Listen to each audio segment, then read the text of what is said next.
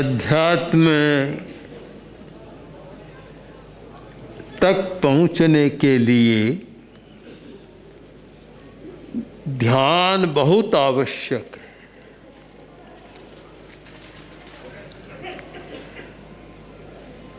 साधना के अनेक प्रकार हैं, किंतु ध्यान के बिना हमारा आरोहण नहीं होता।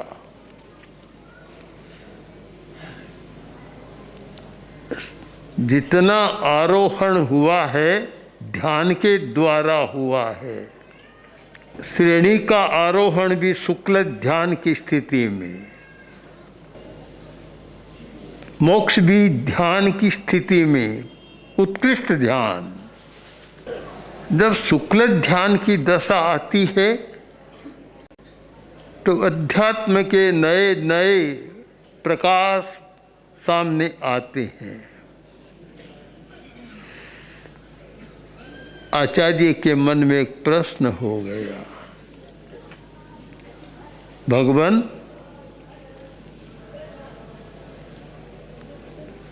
आपके ध्यान से क्या होता है? एक कठिनाई पैदा होती है, क्योंकि संसारी आदमी शरीर में रहना चाहता है।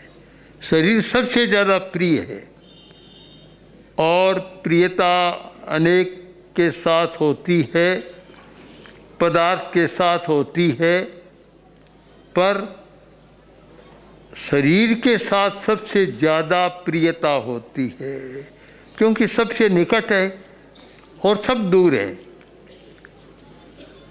केवल शरीर ऐसा है जो 24 घंटा साथ रहता है। यह आत्मा तो शरीर में रहती है, यह आत्मा का निवास है, घर है, और इतना निकट संबंध हो गया कि आत्मा और शरीर का भेद ही समाप्त हो गया। जैसे मानते नहीं कि मैं अलग हूँ, शरीर अलग है, इतना एकत्व हो गया, शरीर के साथ संबंध जुड़ गया। ये अलग करना बड़ा मुश्किल है। भेद की रेखा खींचना भी कठिन है कि भेद कहाँ है। जो शरीर है वह मैं हूँ और जो मैं हूँ वह शरीर है। एक सामान्य अवधारणा है। शरीर अलग है, मैं अलग हूँ, इस चिंतन में जो आता है वह अध्यात्म की दिशा में चला जाता है, किंतु यह सामान्य बात नहीं है। सामान्य अवधारणा यह नहीं है कि शरीर अलग है, मैं अलग हूँ। सामान्य अवधारणा शरीर और मैं एक हूँ, यह अवधारणा है। प्रभु आपका कोई ध्यान करता है, वह ध्यान करने वाला इस शरीर को छोड़कर परमात्मा बन जाता है, शरीर को छोड़ देता है। कैसे ये अच्छा हुआ कि शरीर को छोड़ता है, तो इतना साथी है, अनादिकाल से साथी, और उसको छोड़ता है।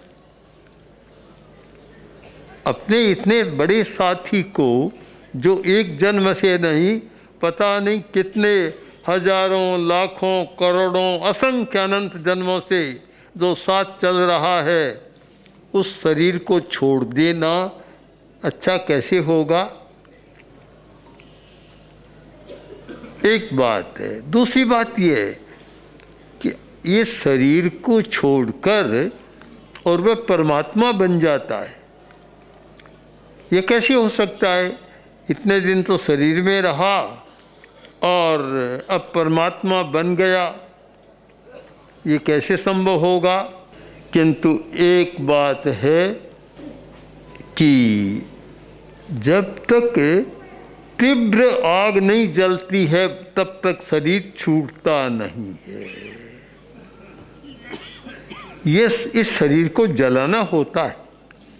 ये सामान्य आग से जलता नहीं। ऐसे तो लगता है कि कोई आदमी आग की लपेट में आ गया, शरीर जल गया। एक जला है पर भीतर का शरीर नहीं जला। बाहर का शरीर तो जल गया पर भीतर का शरीर तो जला नहीं। हमारा स्थूल शरीर है और उससे नीचे सूक्ष्म शरीर है और उसके भी नीचे सूक्ष्मतम शरीर है। ऊपर ऊपर का जल गया, भीतर का शरीर तो जला नहीं और वह जलता भी नहीं आग से, कभी नहीं जलता आग से। कोई भी आग ऐसी नहीं जो भीतर के शरीर को जला सके। किंतु प्रभु आपके ध्यान में वह शक्ति है कि भीतर के शरीर को भी जला देती है। और जब भीतर के शरीर को जला देती है तो फिर जीव इस शरीर को छोड़कर और भीतर के शरीर को जलाकर परमात्मा दशा में चला जाता है, परमात्मा बन जाता है। आत्मा से परमात्मा बनने का एक रास्ता है ध्यान। आत्मा से परमात्मा ध्यान के द्वारा पहले तो स्थूल शरीर का मोह छोड़ा जाता है और एक स्थिति आ जाती है कि शरीर मेरा नहीं है। विनय विजय जी ने एकत्व भावना में इसका बहुत सुंदर वर्णन किया है। एकत्व अनुप्रेक्षा और अन्यत्व अनुप्रेक्षा। अध्यात्म तक पहुंचने के लिए यदि कोई रास्ता है तो ये दो रास्ते हैं, दो अनुप्रेक्षा है। एकत्व अनुप्रेक्षा कि मैं अकेला हूँ और अन्यत्व अनुप्रेक्षा शरीर मेरा नहीं है।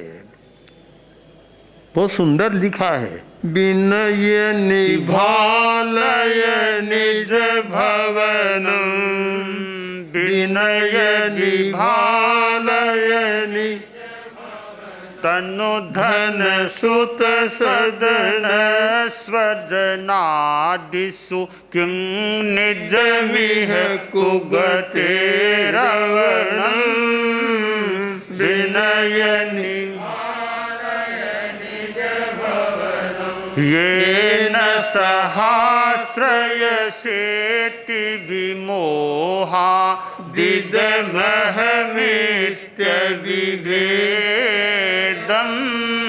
तदपि शरीरं नियतमधीरं त्यजति भवन्तं धृतखेदं विनय निभालय निज भवनम।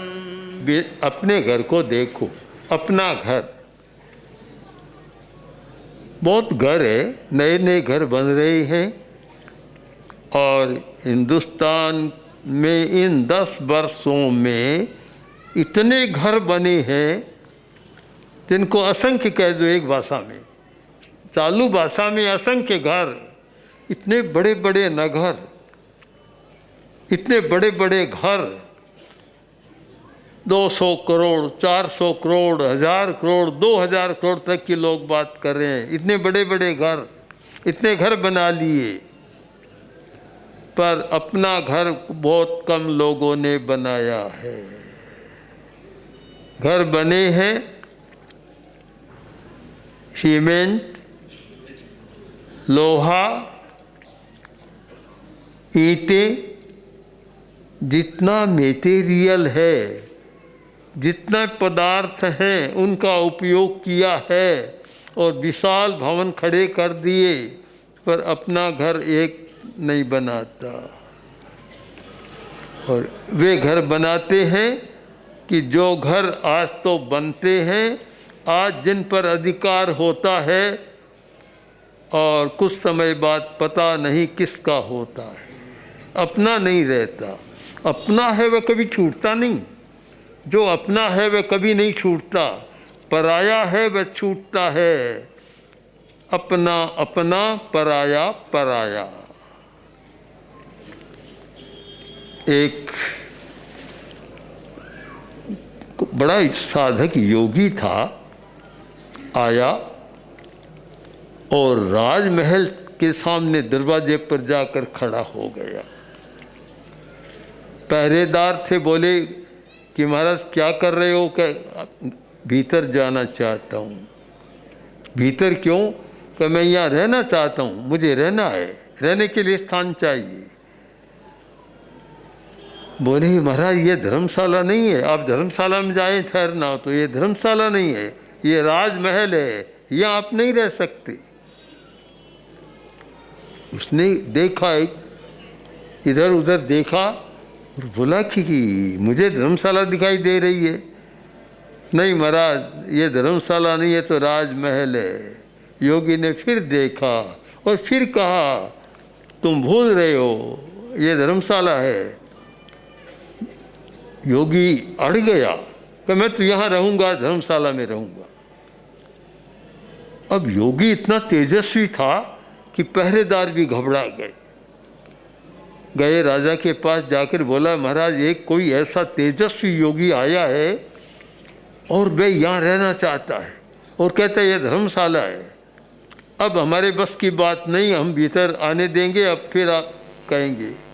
राजा स्वयं आया, देखा, योगी के तेज को देखा, राजा भी चकरा गया। बोला महाराज नमस्कार, आप कैसे यहाँ खड़े हैं? कि मैं यहाँ इस मकान में रहूँगा। बोला महाराज आप यहाँ नहीं रह सकते, राजमहल में आपके लिए और व्यवस्था, अच्छी से अच्छी व्यवस्था कर देता हूँ, वहाँ आप रहिए। कि नहीं मैं तो यहीं रहूँगा, इसी धर्मशाला में रहूँगा। बोला महाराज धर्मशाला नहीं, ये राजमहल है। बोला कि तुम्हें राजमहल लगता है, मुझे धर्मशाला लगती है, यहाँ रहूँगा। किसका घर है? कि महाराज मेरा है, राजा का। किसने बनाया? कि मेरे परदादा ने यह बनाया था। कि उसको बुलाओ, उससे बात कर लो। तो महाराज वो तो मर गया, चला गया, तो फिर कौन रहा? कि मेरा दादा रहा, उसको बुला लो, उससे बात कर लूँ, तुमसे क्या बात करूँ, उसे बुला लो। तो महाराज वह भी मर गया, तो फिर कौन रहा? मेरा पिता, उसको बुला लो, उसे बात कर लें। कि वह भी मर गया। तब योगी बोला राजा समझा नहीं, धर्मशाला क्या होती है? आदमी आता है, बसेरा करता है, चला जाता है। तेरा परदादे ने बसेरा किया, चला गया। तेरे दादा ने बसेरा किया, चला गया। तेरे पिता ने बसेरा किया, चला गया। तू क्या अमर रहेगा? और धर्मशाला क्या होती है? राजा के भी आँख खुल गई और कहा आइए रहिए। बोला मुझे रहना नहीं है, मुझे तुझे बोध देना था कि ये पराये घर को अपना घर मत समझो, अपना घर तुम्हारी आत्मा है, उसे तुम समझने का प्रयत्न करो। योगी चला गया। हम भी सोचें, चिंतन करें, अपना घर बनाने का सोचें। अब हमें अपना घर बनाना है। आचार्य ने यही तो कहा कि इस देह को छोड़कर परमात्मा बन जाता है। यह देह तो पराया घर है, हमारा घर तो नहीं है। आत्मा आकर यहाँ रहती है, आखिर घर तो पराया है। अगर शरीर अपना होता तो आत्मा कभी छोड़ती नहीं। छोड़ती है इसलिए कि पराया है, पराया घर है। और अपना घर बनाने के लिए चिंतन को बदलना होगा। और उसका चिंतन भगवान महावीर की वाणी में, महावीर ने जो सच्चाइयों को प्रकट किया, जो सच्चाइयाँ सामने रखी, उनमें अंतिम सच्चाई यह है एकत्व भावना, एकत्व अनुप्रेक्षा। अंतिम सच्चाई है कि मैं अकेला हूँ, अकेला आया हूँ और अकेला ही जाना है। और सारे संबंध है, संबंध पराये पराये पराये, जिनको मैं मानता हूँ मेरा है, अपना है, सब पराये हैं, अपना कोई नहीं। अपना वह होता है जो साथ चलता है, जो साथ नहीं चलता वह अपना कैसे हुआ? अपना कभी संबंध नहीं छोड़ता। जो अपना है, निजी है, वह कोई संबंध नहीं छोड़ता, और जो संबंध छोड़ता वह पराया हो गया। एकत्व अनुप्रेक्षा। आचार्य ने स्तुति के माध्यम से इस सच्चाई को प्रकट किया है कि शरीर को छोड़कर परमात्मा बन जाता है। कैसे बनता है? कि जो एकत्व का अभ्यास करता है। दूसरी सच्चाई, जो अन्यत्व का अभ्यास करता है। अन्यत्व का कि आत्मा भिन्न शरीर भिन्न है। आत्मा भिन्न शरीर भिन्न है, तुमने मंत्र पढ़ाया। यह शरीर अलग है और आत्मा अलग है। इन दो सच्चाइयों को समझने वाला, इन दो सच्चाइयों का मेटेरियल इकट्ठा करने वाला अपना घर बना सकता है। जो इन दो सच्चाइयों का इकट्ठा नहीं करता वह कभी अपना घर नहीं बना सकता। वह पराये घर में रहेगा, आएगा, बसेरा करेगा, रात बसेरा और सुबह चला जाएगा। वही स्थिति होती है।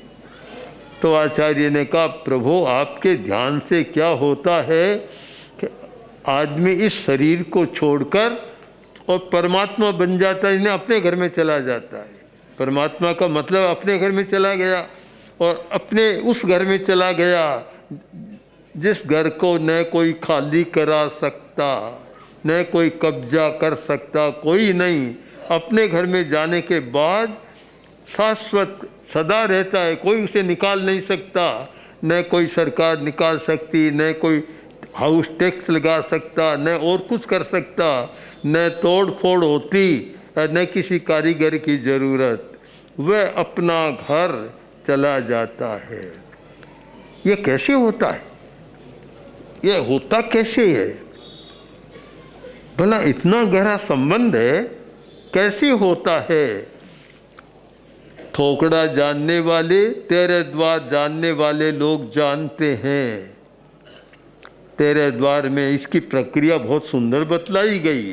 और अब वैसा गुरुदेव का ग्रंथ आ गया, वह जैन तत्व प्रवेश, उसमें बड़ी सुंदर प्रक्रिया है।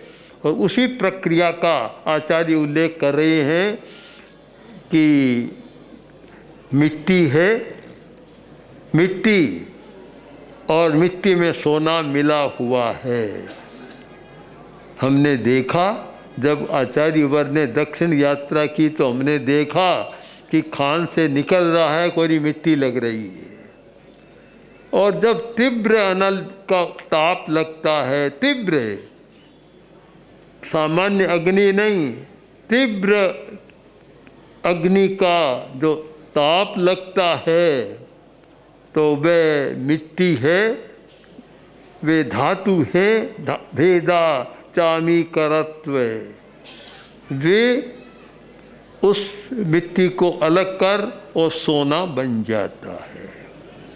अथवा ऐसी धातुएं भी होती है, पीतल है, तांबा है और कोई सामान्य धातु है, किंतु ऐसी प्रक्रिया है तीव्र अनल की कि जिससे उसका रूप बदल कर और सोना बन जाता है। हिंदुस्तान में सोना बनाने की बहुत विधियाँ ज्ञात थी, बहुत लोग सोना बनाना जानते थे। बहुत लोग मतलब जनसाधारण नहीं, बड़े बड़े योगी साधक सोना बनाना जानते थे।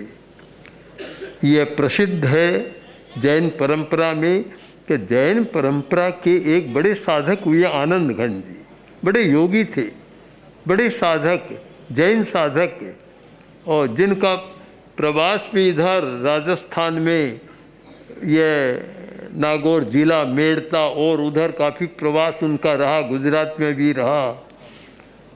जब राजा को पता चला कि ये सोना बनाने की कला जानते, राजा चला गया उनके पास। तो आगे और भी बहुत साधक थे, और ग्रंथ भी हैं ऐसे कि जहाँ सोना बनाने की विधियाँ है, यह प्रसिद्ध बात है कि 10वीं कालिक सूत्र का पहला अध्ययन 5 गाथाएं हैं। ऐसे तो साधु की गोचरी भिक्षाचर्या की विधि है और वैसे वह मंत्र भी है, विघ्न निवारण का बड़ा मंत्र है, उसकी प्रक्रिया है, उसकी विधि है कि उसके द्वारा विघ्नों का शमन कैसे किया जा सकता है। आज भी उपलब्ध है वह विधि। और किंतु उसमें 10वीं कालिक के पहली गाथा धम्मो मंगल मुक्तिष्ठम अहिंसा संयमो तवो देवावितं नमं संति जस धम्मे सयामणो।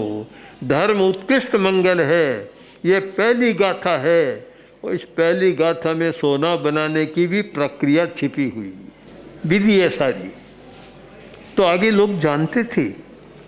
तो आचार्य ने कहा कि प्रभु तीव्र अनल के वेग से जैसे धातु भेद है वे भी सोने बन जाते हैं, चाहे मिट्टी सोना बन जाती है, चाहे कोई पीतल तांबा आदि भी सोना बन जाता है। इसमें क्या आश्चर्य है फिर कि आपके ध्यान से कोई सामान्य शरीरधारी परमात्मा बन जाए, कोई आश्चर्य की बात नहीं। तीव्र अग्नि का वेग होने पर जब सामान्य मिट्टी भी सोना बनती है तो आपके ध्यान से बने, कोई आश्चर्य के नहीं। प्रभु आपकी अद्भुत महिमा है तो मैं उसका वर्णन नहीं कर सकता। ओम।